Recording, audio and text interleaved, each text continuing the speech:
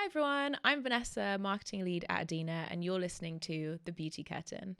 This is the podcast that draws back the curtain on the beauty and personal care industry. And today we're very excited to talk to Lauren Brown. Oh, that's great. Well, thank you so much for having me on the Beauty Curtain. I really look forward to speaking with you guys. Yeah, we're so excited to have you on, Lauren. And today we're going to be talking about the ever changing landscape of the beauty and personal care industry. But first, I would love to know a bit more about your background in cosmetics. So, how did you get into it? So I did a degree at the University of Birmingham. So I actually did a degree in chemistry with environmental science, and there was a job advert for an aerosol manufacturer chemist, and I went in and got the job, which was great. And initially, actually started working on car care in the automotive industry. And there was another division of the company which actually was more focused on personal care. And I got to move into that for a bit and found my calling, actually. I really enjoyed being in the personal care industry, and went on to take the cosmetic science diploma with the SCS. And yeah, it's just gone from there, essentially. So, what did you enjoy about like the beauty and personal care industry? Like, why is this your calling? It's always keeping you on your toes, definitely. It's full of interesting trends, it's ever evolving. The consumer landscape and how it's been changing over the years always means that as a formulator, you get to work on the newest and interesting things. And then as a sales representative as well, you're always looking to the next biggest trend and what ingredients will fit with that trend. So it's very, very interesting and innovative all the time. I have to say, it is a very interesting industry. Was that the same for car care? Definitely not. I mean, I'm the main focus in car care is to make your car cleaner or shinier. And it back when I was working on it, it wasn't really evolving much from there. Don't get me wrong, it was still interesting, but personal care is definitely where the true innovation lies for sure. So, in the industry, you said you were formulating. You've also worked in sales. So, tell me a bit more about like your different experiences in the beauty and personal care space. So, as a formulator at the aerosol manufacturer, I worked a lot on tanning products, which was really nice. So, I'd have to try all different shades of self tan all the way up my arm. I came home looking like a tiger, basically. And then I moved on to a body care and a hair care manufacturer around the northern region. So, worked a lot on hair shampoos and conditioners and things like that. And then I even had the opportunity to start my own applications laboratory. Sorry, did call it my own at the time, and actually it's an applications laboratory for another distributor. And got the chance to start it all from scratch and worked on a multitude of different skincare, hair care, and body care formulations for distributors all across Europe at the time, making specific formulations for them. So, yeah, it was really fun. Yeah, that's incredible. Starting your own applications lab from scratch. Like, what was that experience like? Oh God, at first, definitely overwhelming, but so interesting. You got to talk to an array of different people in different countries and adapt formulations to their needs. Um, it was really fun and starting a lot from scratch, so that it was a real challenge as well. But it taught me a lot about the industry and formulating. What were some of the highlights of that? So I was working for a long time on a water and oil baby cream formulation. Water and oil is notoriously difficult to stabilize with lanolin, and at the time I was working a lot with lanolin and lanolin derivatives to accomplish that, as opposed to using like polyglycerol based emulsifiers. So lanolin is yeah, it's a particular ingredient. It can be difficult to formulate with, and I must have tried this formulation about 50 times before finally I cracked it, and it was a glorious day to be able to produce a beautiful water and oil emulsion. And yeah, that was one of my biggest challenges, but also a real feeling of accomplishment when it finally went right in the end. So yeah, that's probably the best at the time. Wow, that's a good highlight. So from there, how did you find Adina? So I actually went traveling around Southeast Asia. So I went around Thailand, Vietnam, Cambodia, Malaysia, and spent 3 months doing that. It was an amazing experience. Of wanted to do it all of my life, to go traveling. Definitely a traveler at heart. So it was amazing to be able to do that. But of course, I needed to return home at one point.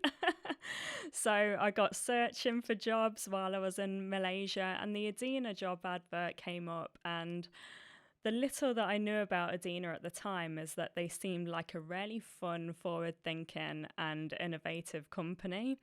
So I thought I'd put my chance in and see how I got along. And I was so lucky to get the job here, because it has been fantastic ever since. So what do you love about working at Adina?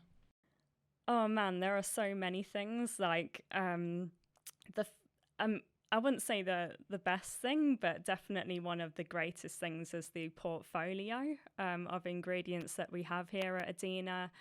It's not boring at all. We have all the nicest, most innovative actives and natural ingredients as well.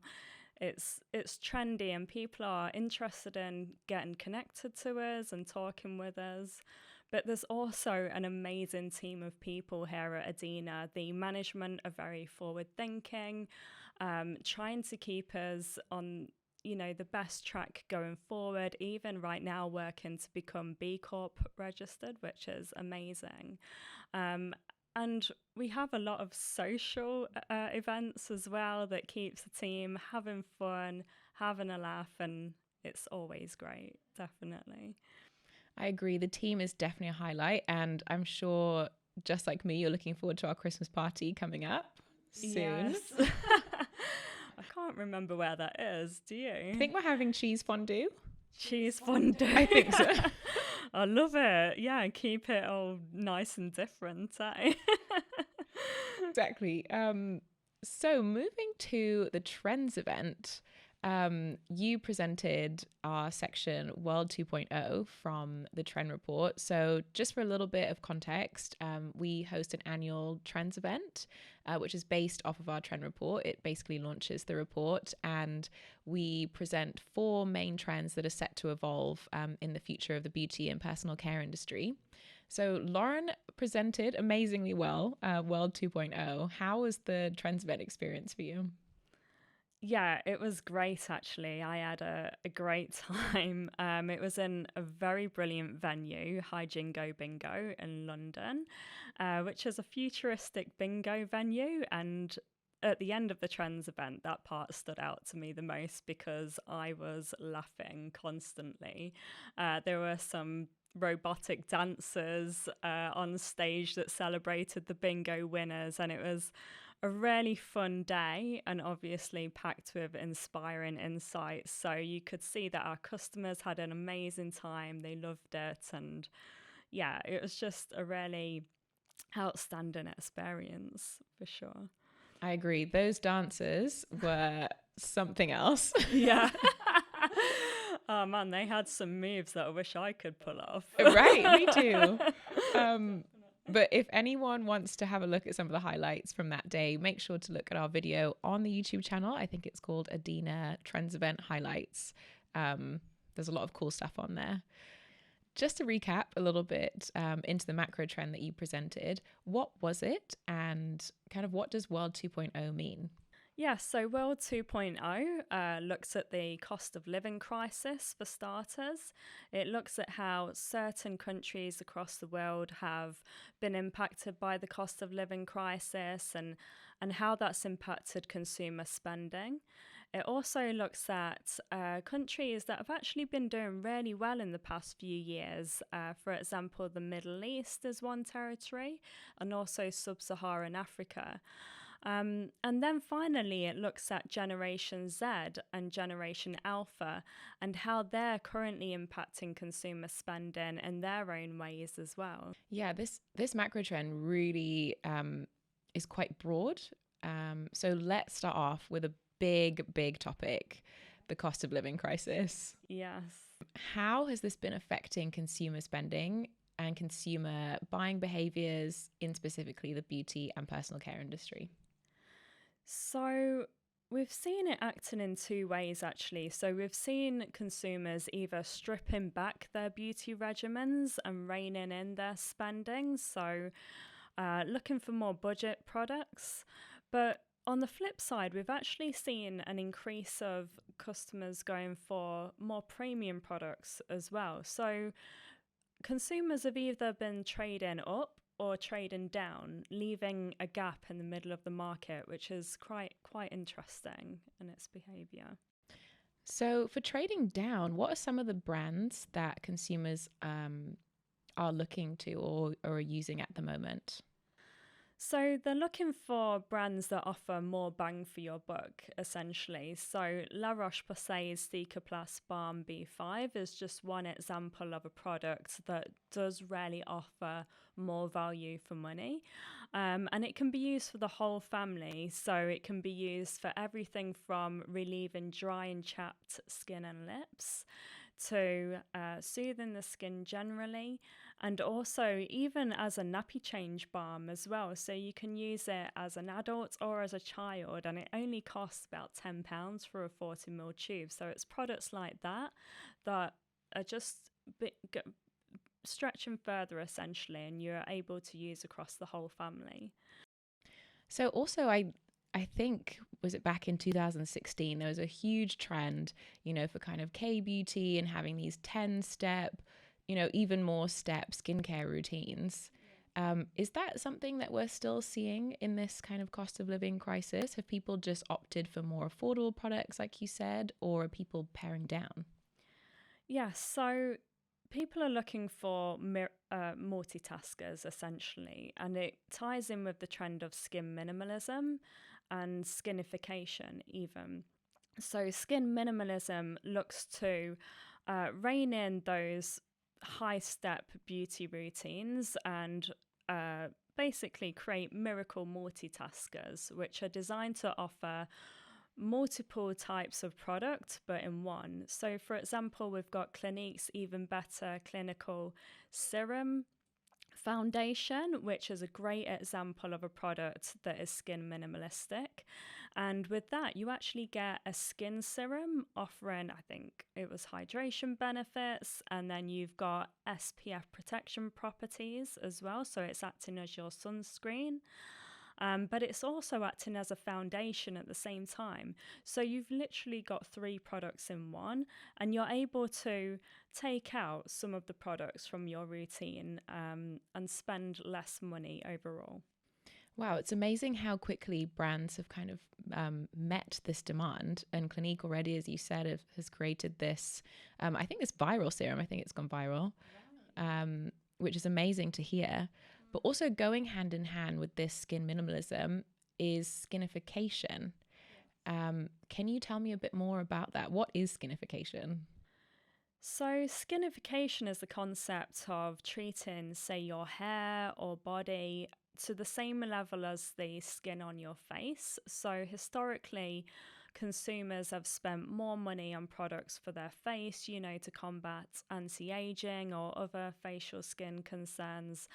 But of course, this has left hair care maybe behind in that respect. So you're seeing more and more products in the hair care space that actually look to relieve certain difficulties or challenges that consumers face on their hair and their scalp. For example, increasing hair loss or dandruff and things like that. So skinification is a trend that applies a face skin level claim to, say, a hair care product, as far as I understand it anyway.